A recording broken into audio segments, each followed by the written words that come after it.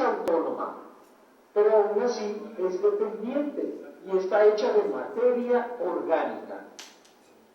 Con la fórmula que he creado, el sistema tendrá un balance dinámico y además tendrá voluntad propia y operará con el mismo proceso del de un ser humano.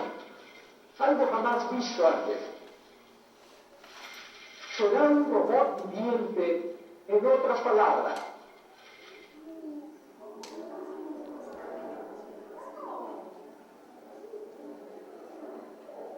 ¿Logró construir un gran cerebro?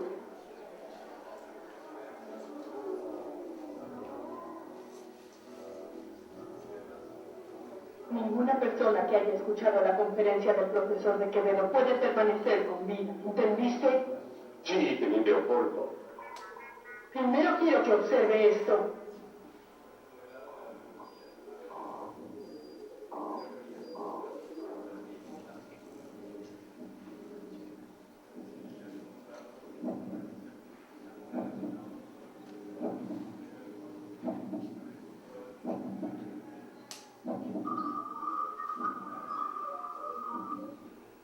Pero no puede ser. ¿Un robot gigante con cuerpo humano?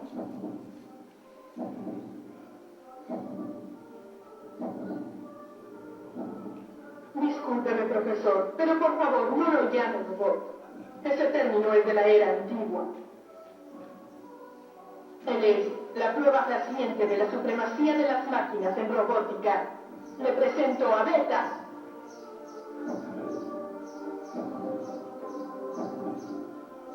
¿Beta? ¿Qué significa eso? Beta, nuestra creación, tiene un cerebro. A diferencia del pasado, cuando los robots obedecían las órdenes de los seres humanos, este piensa por sí solo y actúa de acuerdo a eso. ¿Qué dice? Es ridículo. No estoy trabajando para obtener esa tecnología. Además, debe saber que no funciona a base de aceite, profesor. El robot funciona a base de sangre humana. ¿Sangre? Sí. Como característica básica, Beta se despierta cuando se le da sangre humana. Y la persona que le proporciona su sangre es la persona que recibe la lealtad de Beta.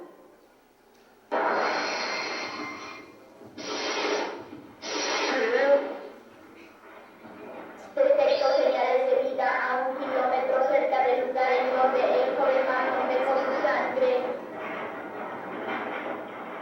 ¿El lugar donde dejé mi sangre?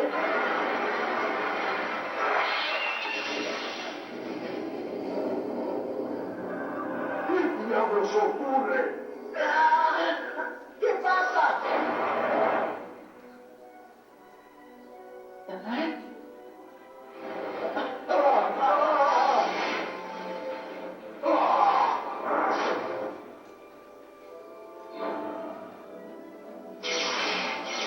No puede ser. Fue asesinado hace 5 años y descartado como chatarra. ¡Es Beta X!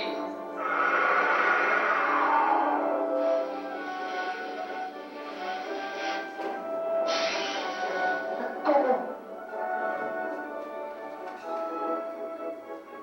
No puede ser. La sangre de Marlon revivió a Beta X. ¡Revivió a Beta X! ¡Es el legendario Beta X!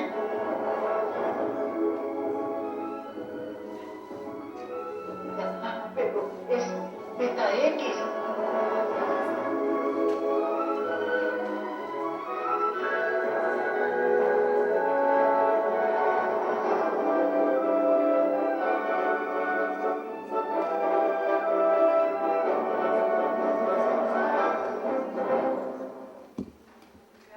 Muy bien.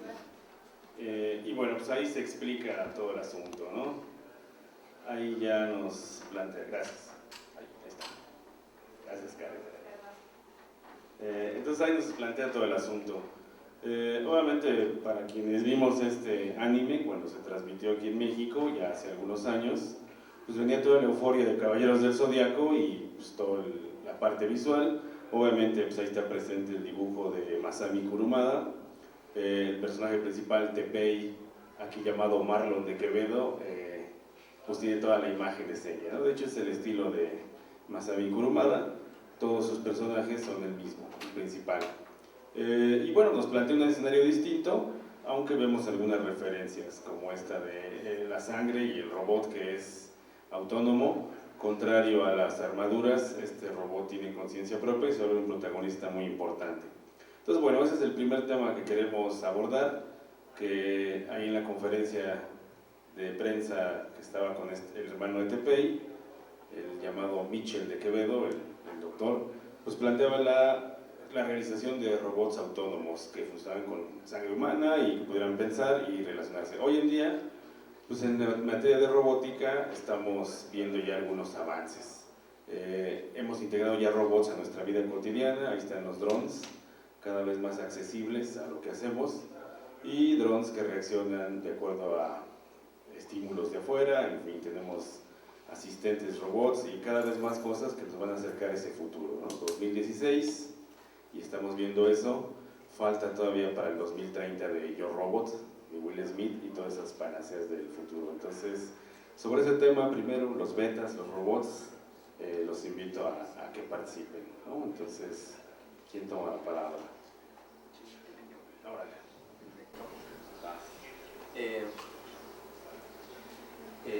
La mayoría de las referencias que voy a manejar son científicas, justamente por la temática de la serie. Mi primera referencia es un químico orgánico llamado Quan Li, el cual se especializa en buscar materiales que respondan a estímulos y tengan una función que imite a individuos o demás elementos de la naturaleza. Es claro que se ve muy relacionado al concepto de los betas, porque tienen materiales para aceptar sangre, recibirla y tener asociación con el donador. Eso es prácticamente a lo que está vinculado. Otra cosa que vemos muy relacionada son las partes, ya sean las prótesis. Cada vez las prótesis están más enfocadas a estímulos, a tener materiales que sustituyan aquel latoso metal que impide facilidad de movimiento a algo que esté conectado a terminales nerviosos. Prácticamente es un tema, a pesar de que es una serie de los 90s, sigue siendo un tema de actualidad, sigue siendo un tema bastante importante, y hay bastantes referencias científicas al respecto. En este caso, Quan Li se enfoca más a la nanotecnología. Y bueno, parte de la célula de Rafaelo, que lo vamos a comentar más adelante, es parte de la tecnología y se va manifestando y multiplicando hasta hacerse expansiva.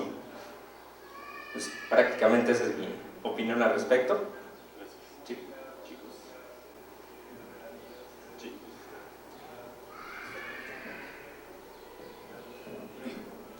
Entonces, bueno, vemos que el núcleo, la base de esta serie son los llamados betas, robots que funcionan a base de sangre humana.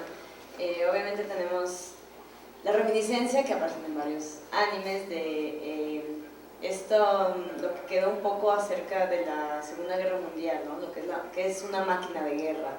Y cuando se habla de máquina de guerra, se habla de alguien que opera una máquina de guerra. Entonces también hay una cierta obsesión por la tecnología, pero también la tecnología bélica, que es la guerra lo que hace avanzar también la tecnología, ¿no es así? Y bueno, desde los años 80 en Japón ya había un despegue de lo tecnológico. Y también ahí podemos hallar un poquito, bueno, más adelante vamos a estar viendo lo que son los betas y las relaciones que tienen con algunas mitologías chinas, etc.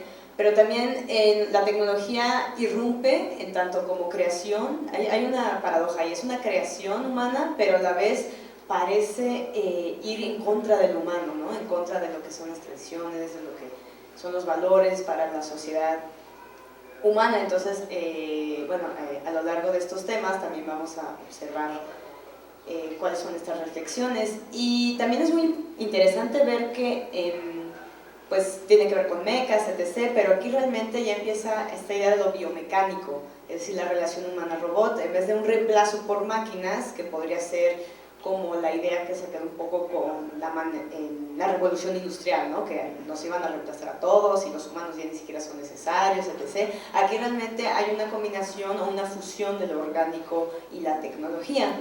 Y pese a que, bueno, ya tiene cierto tiempo este anime, lo relacioné un poco con esta película que se llama Ex Machina, si no lo han visto, es muy buena. Y la cuestión aquí es, ¿qué hace que el humano sea humano? ¿No? Entonces, un poco a través de estas máquinas, de la reflexión de la tecnología, del creador también, gira un poco en torno a esta pregunta. Bueno, sobre todo lo que voy a rescatar es una cuestión acerca del nombre, ¿no? Como vimos en el doblaje, estos robots se llaman betas, ¿no? Una cosa que se aleja un poco de la concepción que se tenía al principio con el nombre japonés, que es el de bit, ¿no? Como vimos en la escena final, que ahorita proyectamos, básicamente cuando se presenta a los betas, a este doctorcillo, ¿no? Se queda esta cuestión sonora del latido del corazón, ¿no? Entonces, eso justamente marca el meollo del asunto de los bits, ¿no? Básicamente entidades mecánicas que son independientes y que tienen una especie de vida y voluntad propia, a pesar de estar dominados, ¿ok? Esto básicamente nos remite a una cuestión que viene de muchísimo más atrás que la revolución industrial o que incluso que la Guerra Fría. Tiene que ver básicamente con la curiosidad del ser humano por, de alguna manera, erigirse como creador, ¿no? Y eso viene obviamente desde las preguntas de los filósofos griegos, ¿no? Pasando por la alquimia, ¿no? La búsqueda por la creación de los homúnculos y, por supuesto, a la literatura de ficción, ¿no? Desde el Golem hasta Frankenstein de Mary Shelley, ¿no? Cómo el ser humano puede erigirse como creador y de alguna manera reemplazar a esa entidad divina que es Dios, ¿no? Entonces, obviamente, ¿qué es lo que tiene que tener esa creación? Pues básicamente imitar lo que es el ser humano, imitar la vida, ¿no? De alguna manera copiarla. ¿Qué es lo que necesita la vida? Y es justamente lo que decía Marian, hay que preguntarnos qué es lo que define al hombre ser hombre, ¿ok? Entonces los bits justamente manejan una contradicción muy importante, que es básicamente la creación de una cosa que es entre no humana y humana, ¿no? Una cuestión como artificial y no artificial, ¿no? Tiene vida propia, tiene conciencia, pero al mismo tiempo no lo termina siendo del todo, ¿ok? Entonces este conflicto entre, digamos, este elemento contradictorio es lo que va a generar la gran parte de los conflictos alrededor de la serie, especialmente con los personajes, ¿no? Especialmente la relación entre Tepe y su caballito ¿no? ¿Ok? Entonces, esta tensión, digamos, esta contradicción, es lo que Grushinsky básicamente manejó en la guerra de las imágenes. O sea, cuando yo creo algo que es básicamente mi copia, ¿no? Básicamente lo que genera es un impulso iconoclasta, ¿no? Básicamente lo que tengo que hacer es destruirlo, porque obviamente es una abominación, ¿ok? Entonces, básicamente por eso es la reacción del doctor ante, digamos, esa presencia de un robot humano, ¿no? No solamente en la apariencia, sino también en algunas funciones. Sí, bien, Germán. Bueno, damos paso al segundo clip y vamos a comentarlo. Por favor, luces.